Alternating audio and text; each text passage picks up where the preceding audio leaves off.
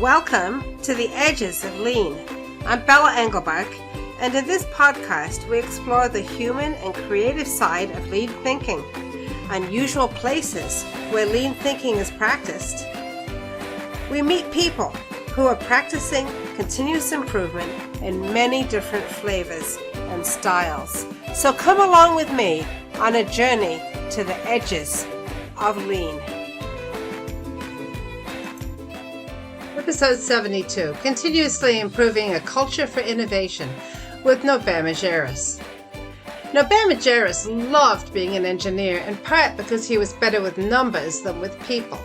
But when Norbert was entrusted with leading the lean innovation transformation at Goodyear, he had to build his skills with people.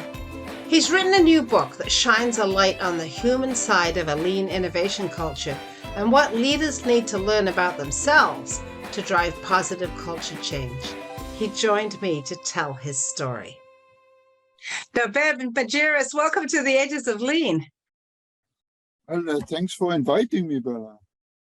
Well, it's so much fun to have you because you and I go way back with the Lean Process and Product Development Exchange. We've known each other for a long time. And I think we're really interested in a lot of the same things, which is product development and innovation and something about the culture that's important for that.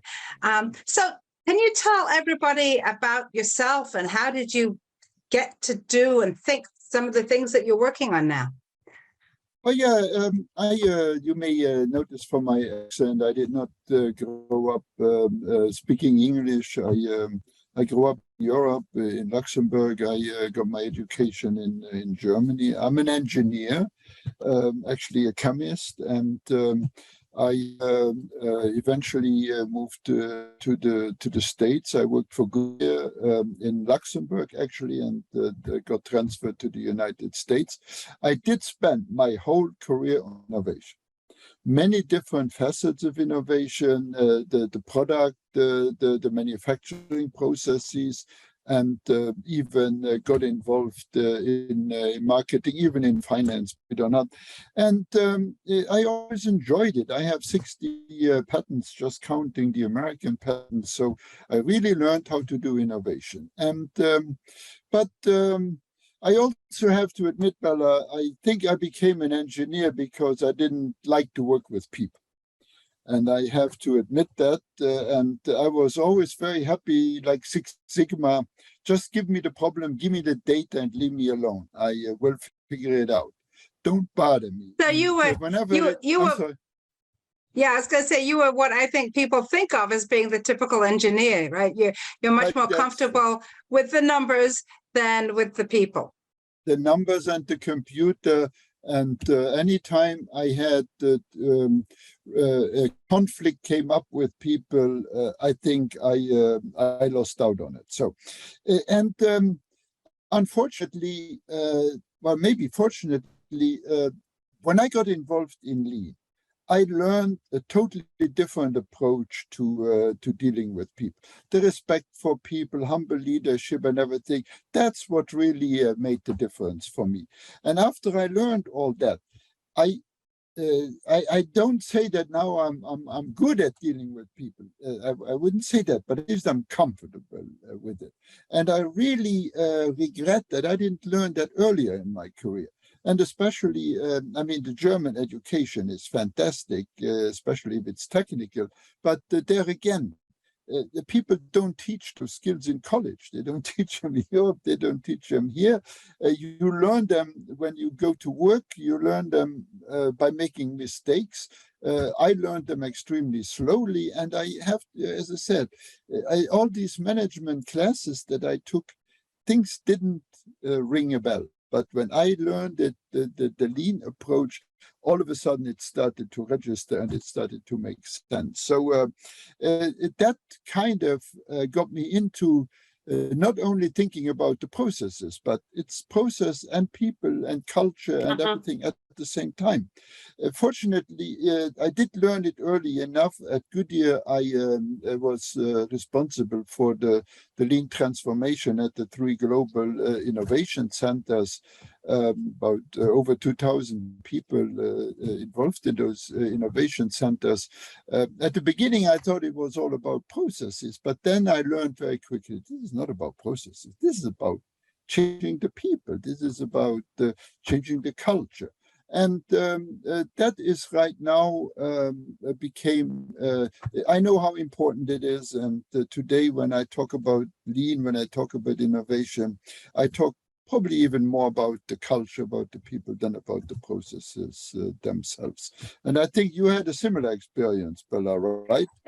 I did, yeah, because I came into lean through a very different industry, but starting out as a scientist and being interested in science, and then becoming fascinated by process and learning a lot about process, and then getting frustrated when I found that people didn't want to follow process, which means you have to work on the people. And then I think the thing that you're talking about here is not just about changing everybody else. It's about something that happens to yourself as a leader, right?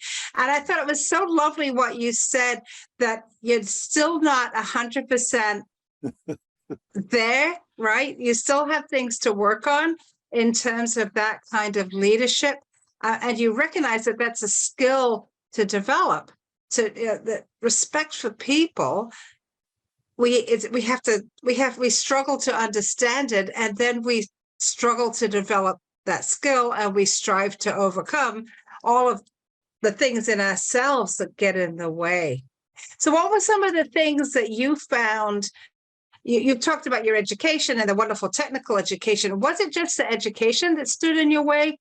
Or were there other things that you found that really got in the way of you becoming as facile with this as you would like to be? Okay, I would first say the examples. You learn that from watching other people. And I had great people that that influenced my career, absolutely fabulous people. But I also had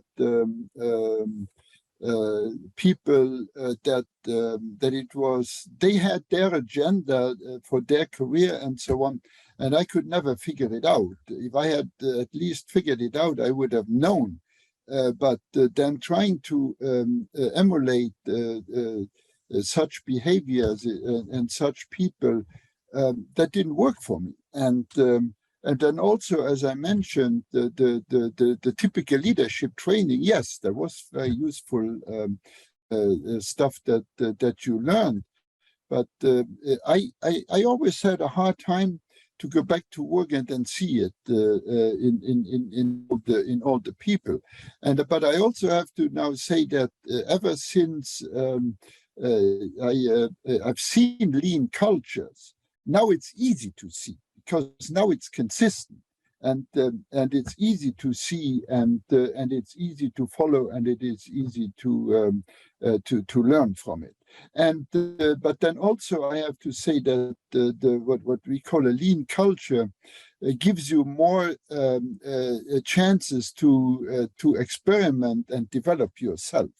I like to call it a good primer. You have, if you do Gemba walks and all those things that are now all of a sudden there, you have that interaction with the people, and you get that feedback. You get that feedback that you need to know, that you need for you to learn and to grow. And I think that is something that I only experienced with in the lean transformation. So I think that's a very important point. You give people the opportunity to develop themselves much more than in any other leadership courses that I ever took.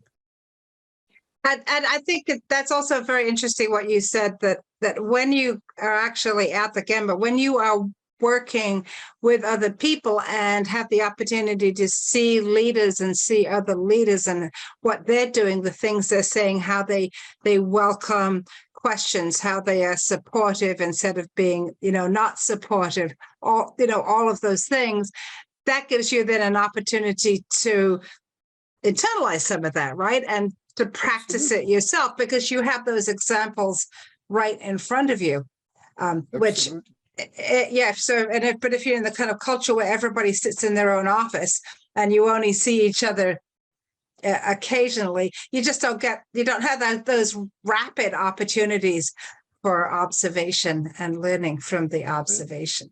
So Goodyear, you were responsible for this this lean transformation across the innovation centers.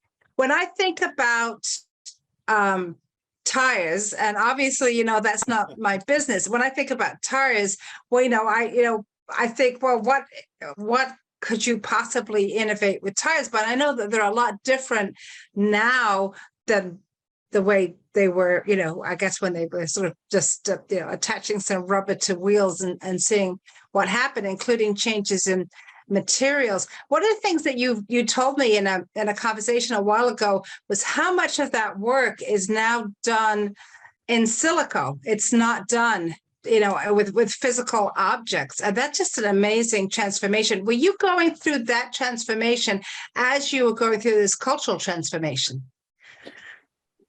Yeah, and I think here you bring up another great subject that I would like to develop a little further.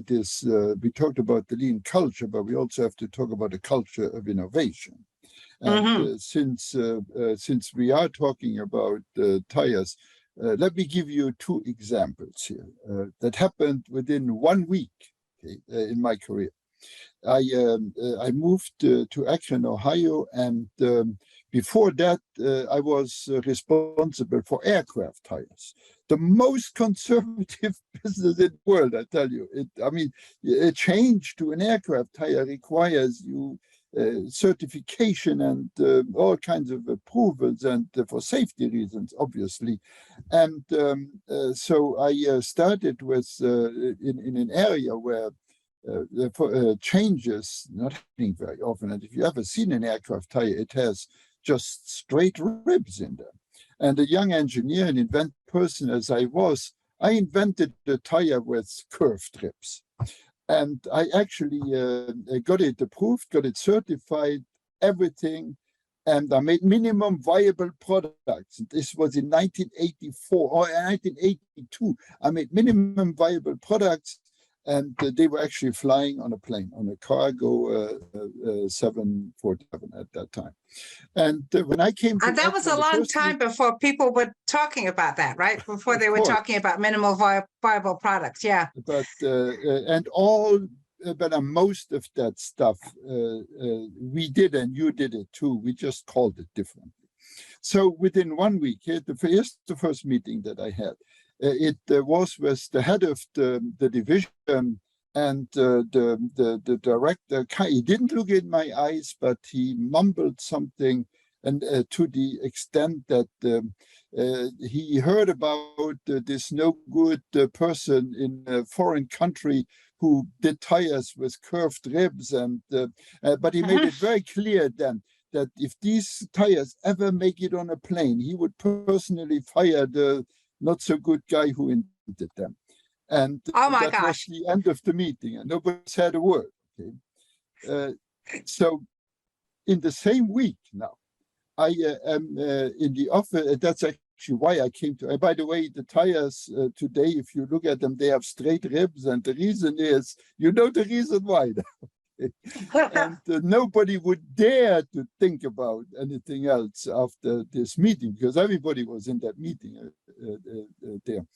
And in the same week, I'm meeting with the vice president of R&D to make a proposal for a totally new concept of a tire. And I received funding, actually several $1 million of discretionary funding to pursue my idea. This happened in the same week. Strange, isn't it? So there was that culture that because that was a great project. It actually was quite successful. A plant was built to make that product, and it was actually a retreading product, and the project became very successful. So not everything was done right. Of course, many mistakes that I even personally made. However, the company had that opportunity to give a person the discretionary money, and I didn't have to worry about anybody standing in my way. I made a proposal. My proposal was accepted, and I was allowed to move ahead. So it's kind of interesting, the way you kill innovation and the way you promote innovation happened within the same week in the same company. And Goodyear has done very well, by the way, in promoting the innovation. The first case, it always happens. Those things always happen. But as a general rule, many innovations that I was involved with tires, like round flat tires, like tires that don't lose air, and many other ones that I was involved during my career, and they were all very successful. Unfortunately, there's no better way to ride on than air. There's nothing cheaper and lighter than air, so that won't disappear so soon. And rubber, by its nature, is what keeps you on the road. So that's not going to change that. And I was even involved in the plastic tire, but that was a concept that did not work so well. But and my colleagues, Goodyear has just recently launched another tire I read in the news for electrical vehicles in conjunction with Tesla. I mean, there's room for innovation. It's not obvious. You have to think about it, but it was there. It was always there, and it will always be there. Just let it happen and maybe promote it a little. But what you said is so critical, right? It's letting it happen, because what that first boss did, you were so fortunate, right, that you had those two things happen to you in the same week. But for some person, for some people, that first situation might have been the thing that decide, you know what, I'm never bringing up a good idea. That is what is critical. And isn't it interesting, though, Norbert? See, so when we're talking about, particularly about lean product development, and we talk about this idea that you always want to have your safe option, right? You want to have the thing that that works, but psychologically, do we, particularly people who are more experienced, get so wedded to that safe option that they can't look at any other options, right? Yeah. Like we are now so sure that we don't have room for other opportunities. I think it's a very dangerous place to be as an experienced person, to be sure like that. Yes, I believe, and I thought about this a lot, especially in terms of creating that culture of innovation. And by the way, I have seen many examples where a very rigid, lean culture based on all standard work and so on is not really promoting innovation. However, there's also so many other examples in the lean startup and in people's careers, like I experienced them myself, that really are not very difficult to create the synergy between these two cultures. And for me, the big thing about innovation is fear. And it's fear on everybody's. It's fear on the leadership side. This director was scared to death that somebody would do something that could cause a bad name to the company and a bad reputation to his organization. He was scared to death about that. But what did he do? He installed the fear in me and everybody else. Like bad things will happen to you if you continue this thing. So what you call that, more intimidation than anything else. So for me, that's a very big factor. So for me, it was how can we give people this safe option, as you said. And I think a lot of you and me did them in our career. I did them a lot. But a lot of these points were brought out in all this lean startup thinking, where you finally give people an option to experiment, to make these tiny little experiments that now give you a little bit more confidence, that eliminate this fear. And that is a very good process, I think, to get around both the fear on the side of the inventor and the side of the leadership. So I really get a lot out of that approach. However, there's one important caveat that is not in any of these textbooks. You have to work along the risk scale, because that's the risk scale creates the fear. So the question is, what's the most critical question to answer about my new idea here? And that's the first one that I want to answer with minimum investment and minimum time. And I think that helps the inventor and it helps the leader. And I think that is a good learning, as I said. Some of us did it in our careers, but I think, I hope there comes a day where we teach that to the people, where we teach that to the leaders, and so they can develop that confidence in that new thinking, and it's, by the way, also help the investment, because those little experiments don't cost very much, and if you do them right, you can do 100 of them for the price that that you did for a project at the time that I was out there pleading for my new ideas. So, and I think that is.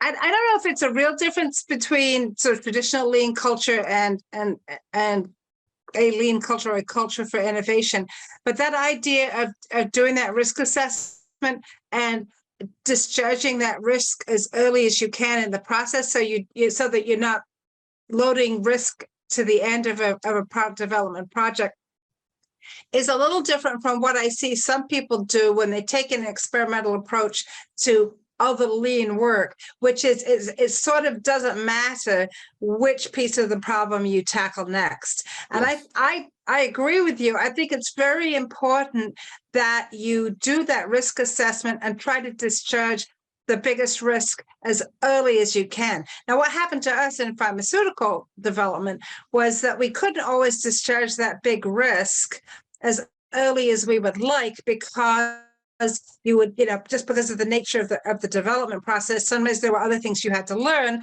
before you could get to that point of being able to do that right-sized experiment to decide, is this risk what I think it is or not? Or is there a way to overcome this risk? So what I always said to people was, you want to identify what your highest risk is, and then you want to do those experiments as soon as you possibly can, according to the development process. But what I see some people doing in Lean, I'd love for listeners, to comment or reach out to me or Norbert on LinkedIn and say to us, hey, this is why I think this way, is just grab something and work on something, overcome the first problem that occurs to you. And that's not effective for product development, because you end up with sometimes a really big risk at the end of the project when things are incredibly expensive. And there we go.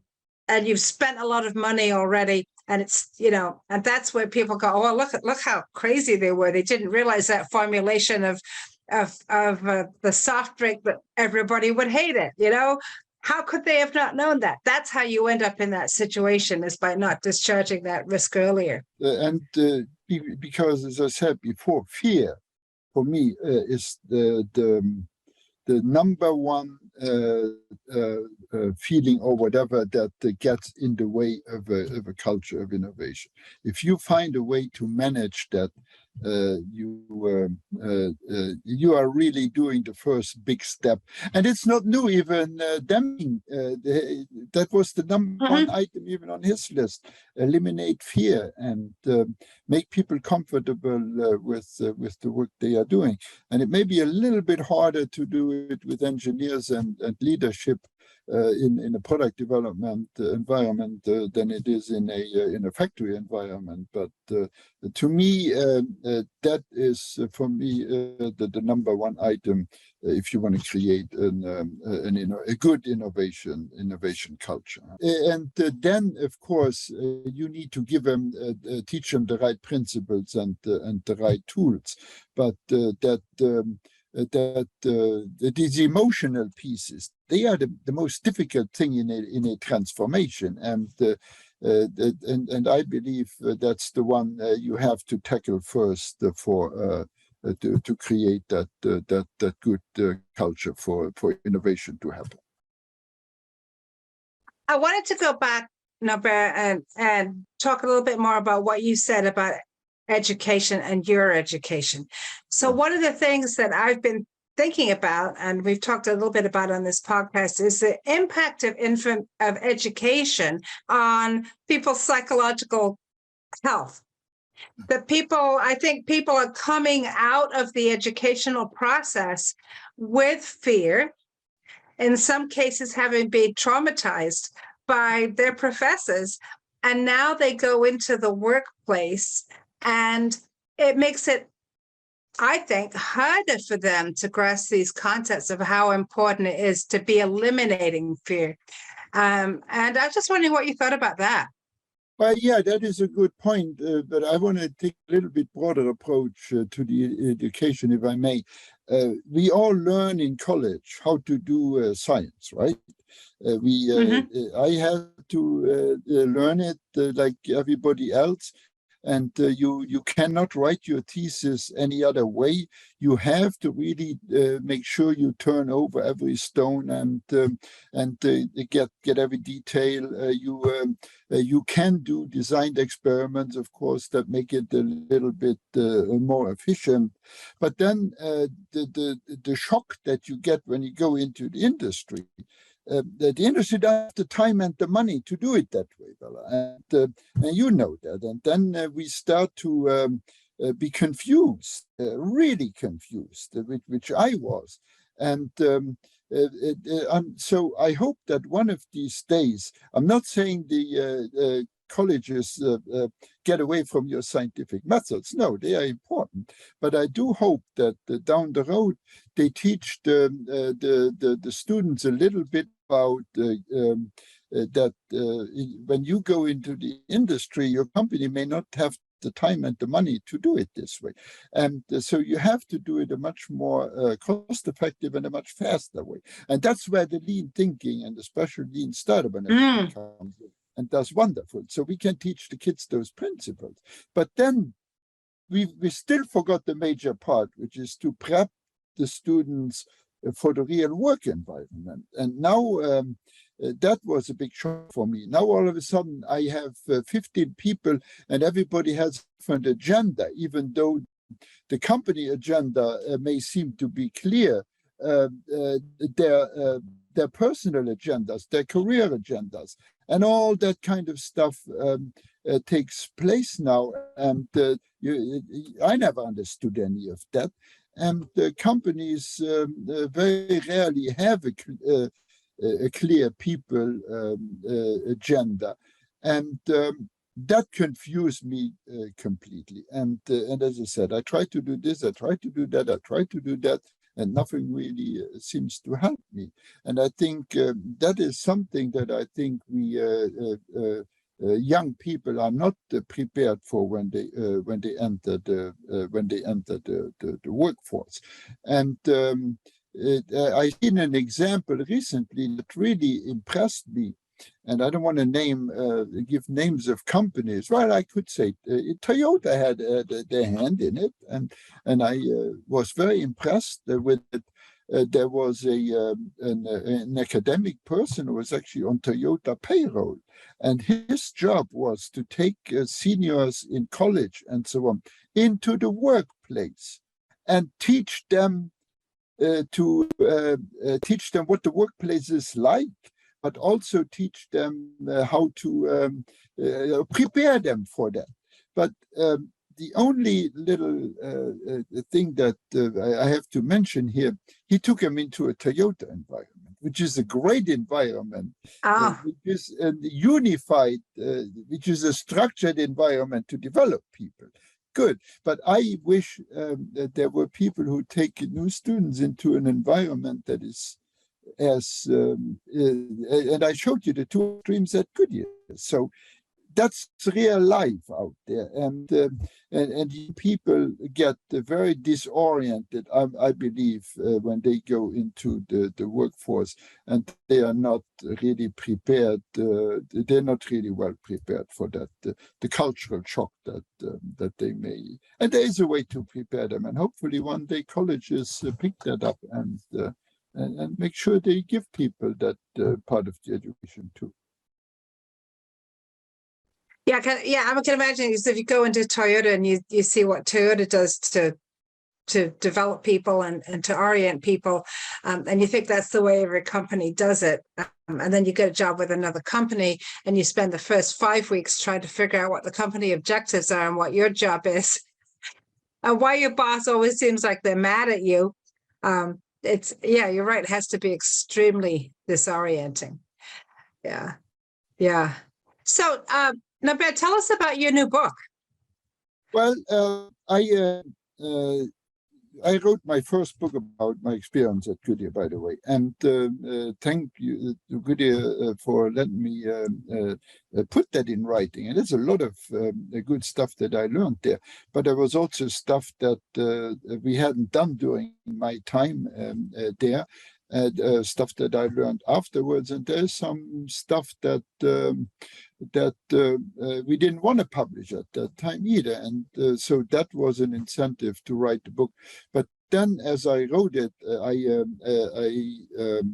I was very well aware of this cultural piece that I've been talking about, and I believe if you ever want to embark on a lean transformation or becoming more innovative and so on, I think the culture is something you have to do at the same time you do the processes and everything else.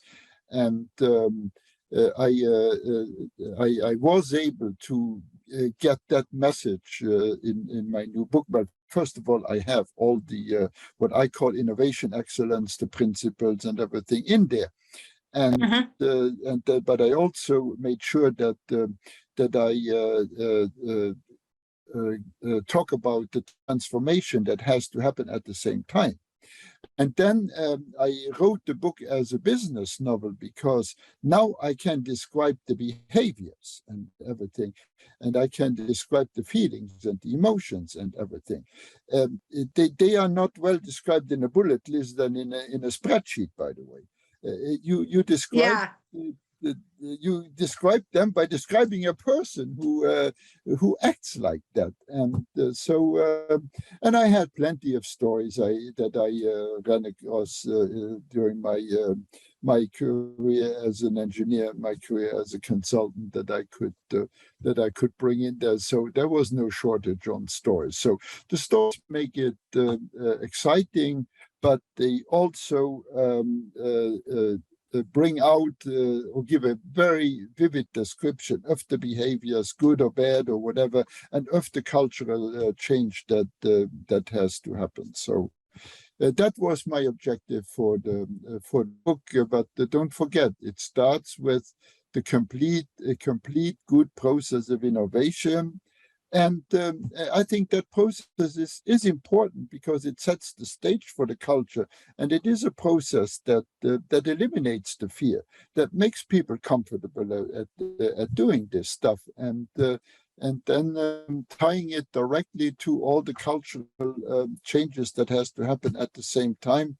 I think that's the right way to do it, and I was able to describe it just like that: the simultaneous implementation of the processes and the change in the culture. So, and in a way, don't the processes drive the behavior and vice versa, right? I mean, of course, if you try to implement the process and you don't think about, well, for example, asking the question, what is the most critical question we need to answer on this particular project? And you as a leader are not willing to hear people's ideas about what the risk is of various problems that you're facing or challenges you need to overcome. If you don't want to hear that stuff, then you're never going to get to a good critical question. Never mind, actually running some experiments.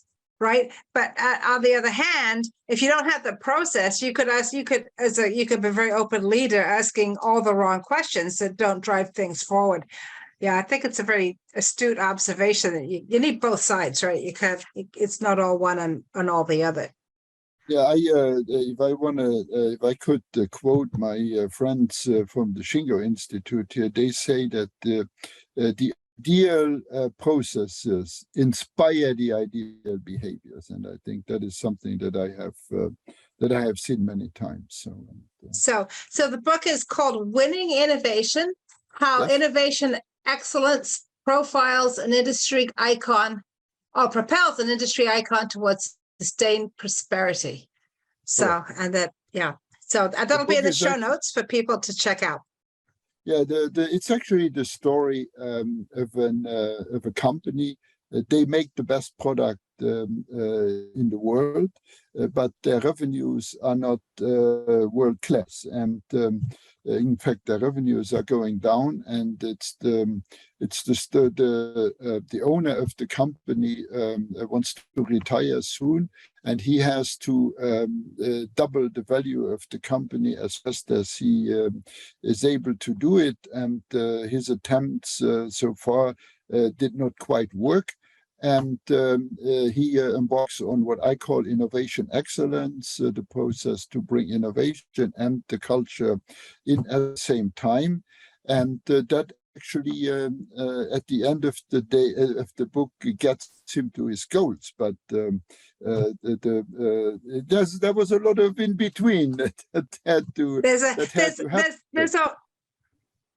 There's always that in between, right? The goal looks nice and shiny, and where you were, but the path along the way is rocky, right? Yeah. And there might be some obstacles. I called it winning innovation because this company, this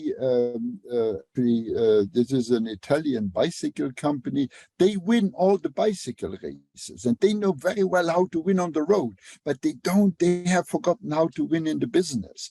And so that's why I called it winning innovation, because I try to make them learn from how do they win the races and bring that same culture into their company, and that's where the title is coming from. So. Right, and you're a bicyclist yourself, right? You're a cyclist. Yeah, that's why I felt comfortable writing about that. Well, it would not have been good me writing about pharmaceutical company. So write about what you love. There we go. Yeah. So Norbert, we've talked about a lot. We've talked about your career. We've talked about the revelations that you've had in your career about how it's not just process, it's people. What's your one piece of advice for a young person starting out? Yeah, I talked about why I went into engineering. I thought about that at the beginning, and I believe that still today a lot of young people go into engineering thinking about engineering. They love to work with the technical pieces, they love to work with data and so on. But when they go into the industry, they will have to learn a lot. Like I give you a few examples there. And we all talk about live and learn. Okay, we live it and we learn from it. And it took me a whole career to do that. So I like to say now, learn and then live it right. Okay, and so how can you do that learning? And I think I would encourage young people to take more responsibility for that learning from the very beginning.